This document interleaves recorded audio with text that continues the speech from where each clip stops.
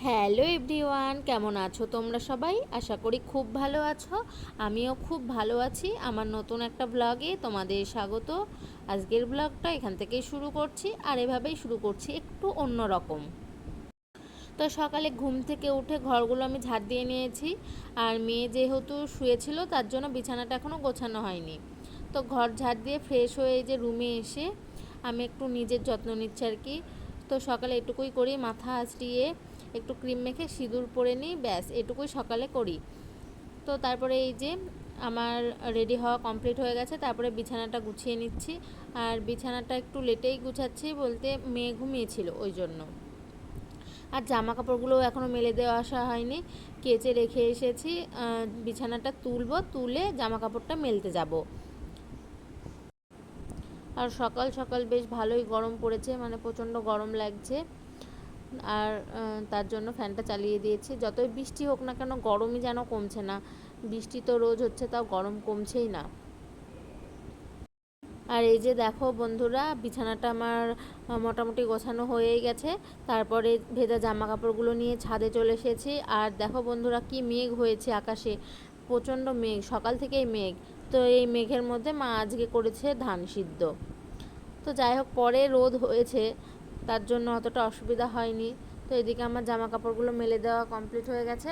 আর দেখো, আমাদের গাছের লেবু সব শুকিয়ে শুকিয়ে পড়ে যাচ্ছে আর কি। এই যে পেকে গেছে, তো অনেকগুলো লেবু পড়ে গেছে। দেখো বন্ধুরা, কত লেবু পড়ে গেছে, আর এতগুলো লেবু হয়েছে, সব পড়ে গেছিলো। তো এই যে তারপরে এই যে মা রাতে উঠে ধান সিদ্ধ করে এই যে ধানগুলো মেলে দিয়েছে এখানে। অনেক রাতেই উঠেছে ধানগুলো, না হলে আবার শুকাবে না, ওই জন্য অনেক রাতে উঠে সিদ্ধ করে নিয়েছিল ধানগুলো। রোদ তো হচ্ছে না একটু, তো মাকে বারণ করেছিলাম এখন ধান সিদ্ধ করতে হবে না, তো যাই হোক করেছে, ওই ধান কটা ছিল তো তার জন্য করেছে। তারপরে এই যে সকালে খাওয়া দাওয়া করে আমি রান্না বসিয়ে দিয়েছি। আর মা নিচে ওইদিকে আমাকে তরকারিগুলো কেটে দিচ্ছিল। তো আজকে রান্না করেছিলাম কচু আলু বেগুন দিয়ে বাটা মাছের ঝোল, শাকের ঝাল, আর হচ্ছে ওলের ডাঁটা। আবার নিচে ওইদিকে মেয়েও একটু খুব জ্বালাচ্ছিল আজকে। তো মা আবার বারে বারে উপরে ধান নাড়তে আসছিলো, তো আজকে একটু অসুবিধা হয়েছে। আর বাবা তো তোমাদের বলেইছি কৃষ্ণনগরে যায় প্রত্যেক দিন, মানে কৃষ্ণনগরে প্রত্যেক দিনই যায় বাবা ফিজিওথেরাপি করতে।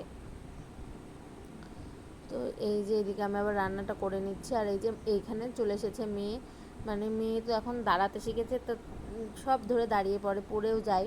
তো তার জন্য ওকে সরিয়ে দিয়ে আবার এই যে আমি রান্নাটা করে নিচ্ছি। আর মা গেছে ওপরে ধানগুলো মেলে দিতে, তো বারে বারে যেতে হচ্ছে মাকে।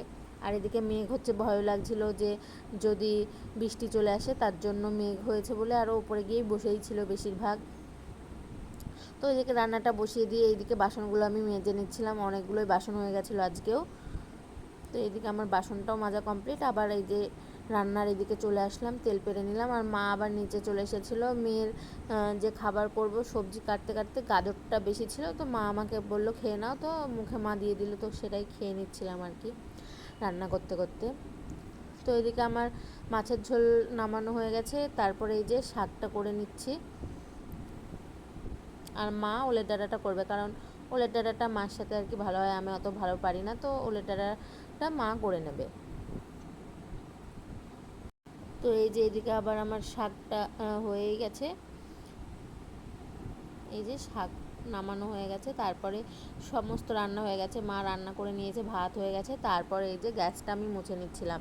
আর এই গ্যাস মুছছে আমি উপরে চলে যাব স্নান করতে, একটু ঘরটাও মুছে নেবো উপরে গিয়ে, তারপরে স্নান করব। তো অনেকটাই লেট হয়ে গেছিলো, আর বাবারও আসতে আজকে অনেকটাই লেট হয়ে গেছিলো, ওই জন্য অতটা অসুবিধা হয়নি। এই যে গ্যাসটা আমি মুছে নিলাম, তারপরে আর সারাদিন কোনো ভিডিও করা হয়নি অতটা। চলে এসেছি সন্ধ্যার সময়ে, যে ময়দা মাখছি, ময়দাটা মেখে নিচ্ছি আর কি।